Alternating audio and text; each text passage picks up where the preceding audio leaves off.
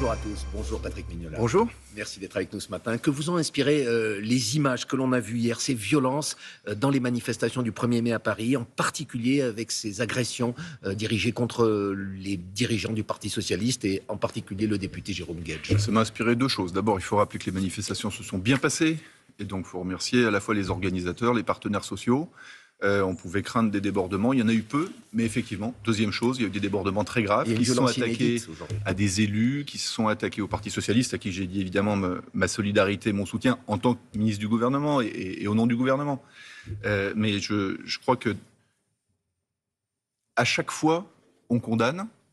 Il ne faut jamais cesser, il ne faut jamais s'habituer à condamner, et il faut qu'à chaque fois, on soit sans ambiguïté et qu'on ne soit pas alambiqué. Je pense que tous les mouvements, et je pense en particulier à la France Insoumise ou aux écologistes, doivent condamner eux aussi, sans ambiguïté, parce que moi, je fais une vraie différence entre cette extrême gauche violente et agissante avec les partis qui siègent à l'Assemblée nationale, mais il faut que eux, de leur côté, ne se limitent pas à des condamnations ambiguës. Et vous trouvez qu'ils n'en font pas assez, justement? Et je trouve qu'ils n'en font pas assez, effectivement, qu'ils ne condamnent pas suffisamment pour expliquer que quand on défile en faveur du monde du travail et sur la valeur travail, on n'est pas là pour régler des comptes politiques ou pour aller rallumer je ne sais quelle guerre de religion.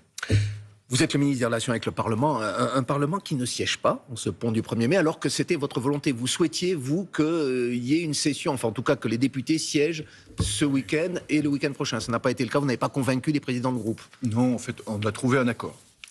Parce que la volonté du gouvernement, c'était, comme il y a beaucoup de textes à faire voter, parce qu'on sort de 6 mois de crise politique l'année dernière, et que dans ce semestre 2025, il faut faire l'équivalent du travail de 2 semestres, on souhaitait que les textes soient finis. On a trouvé un accord pour ouvrir les 3 week-ends, les 3 derniers week-ends de mai, plutôt que les 2 premiers. Vous savez, au lendemain du 1er mai, c'était pas facile pour les députés de revenir. Est-ce que c'est pour compenser ces images que l'on a vues en début de semaine et qui ont quand même frappé les esprits? Lundi, il n'y avait, quasiment personne, une dizaine de députés, pour écouter François Bayrou parler d'un sujet un petit peu important quand même, la politique énergétique de la France. Le Premier ministre a dit que c'était lamentable mardi en réunion. Est-ce que vous aussi, vous avez été choqué? C'est un gros raté.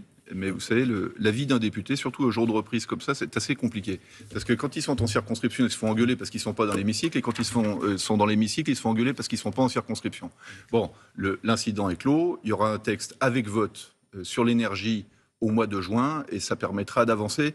Mais je ne veux pas qu'on verse dans une forme d'antiparlementarisme.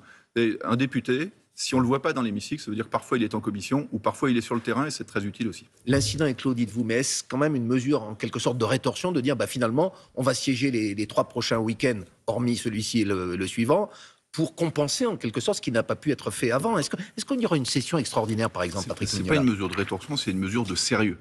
On a besoin de faire aboutir les textes. C'est depuis le début de l'année, en fait, après les textes budgétaires, on a fait voter des textes agricoles.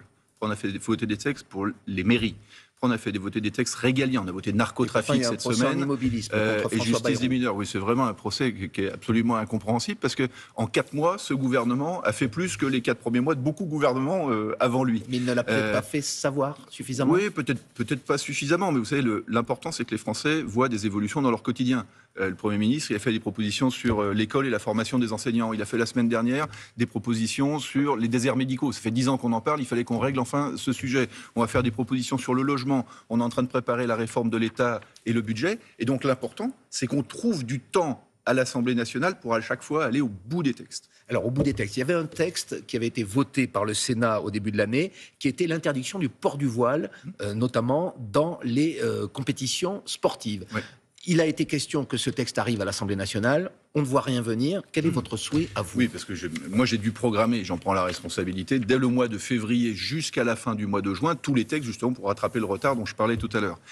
Mais en revanche, du voile dans la moitié du temps est consacré à l'ordre du jour du Parlement, et le Parlement peut évidemment le placer, et le gouvernement l'accompagnera. Quelle est la position? Il ne s'agit pas de faire des manœuvres dilatoires pour ne pas dire la position du gouvernement sur le voile. C'est-à-dire interdiction du voile dans les compétitions des fédérations sportives qui sont délégataires de services publics. C'est-à-dire exactement la loi. Partout où il y a un service public, c'est la laïcité qui s'impose. La laïcité, c'est quoi? Le gouvernement est divisé là-dessus. La foi ne fait pas la loi protège la foi.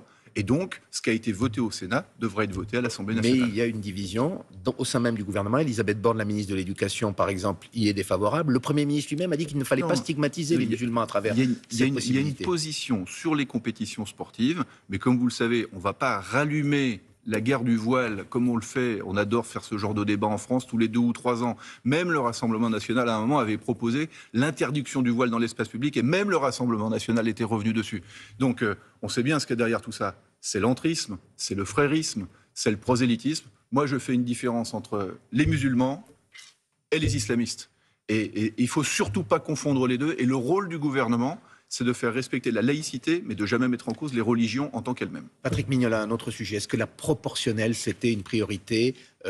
François Bayrou a commencé à recevoir les partis politiques, le Rassemblement national que vous évoquiez à l'instant. Est-ce que pour les Français, vous considérez que c'est l'urgence du moment de rétablir le scrutin proportionnel aux élections évidemment, législatives ? bien d'autres priorités, et je vous les ai citées tout à l'heure, en tout cas pour quelques-unes, mais sur des centaines d'heures de débat au Parlement, il paraît bien d'en avoir 3 ou 4 de temps en temps qui sont consacrés à la modernisation de la vie politique française. Vous savez, le président de la République, hier, a permis d'ouvrir tous les cahiers de doléances qui avaient été faits au moment des Gilets jaunes et du grand débat national, dont c'est le 6e anniversaire.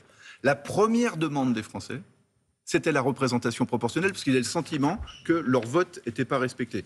Donc, on va concerter avec les uns les autres pour voir s'il est possible. Vous voyez, on me disait la même chose sur la loi Paris-Lyon-Marseille. Mais est-ce que vous souhaitez, parce qu'il nous reste peu de temps, que ce soit voté avant les prochaines élections législatives, qu'on ait la proportionnelle aux prochaines législatives ? Ça va de soi. Si on parle du mode de scrutin pour les législatives, il faut que ce soit voté avant les prochaines législatives, si un consensus se dégage. Vous savez, il y a une proportionnelle qui marchait très bien. Moi, quand j'étais député, déposé une proposition de loi là-dessus. La proportionnelle 1986, celle de François Mitterrand. Par département. Par département. Ça permet une bonne représentativité et la proximité dans les petits départements. Et ça permet, dans les grands, d'avoir la représentation la plus large possible pour que tout le monde se sente respecté dans son vote. Les calculs qui ont été faits par projection montrent que c'est le Rassemblement national qui en serait le principal bénéficiaire. D'ailleurs, il est favorable à cette mesure.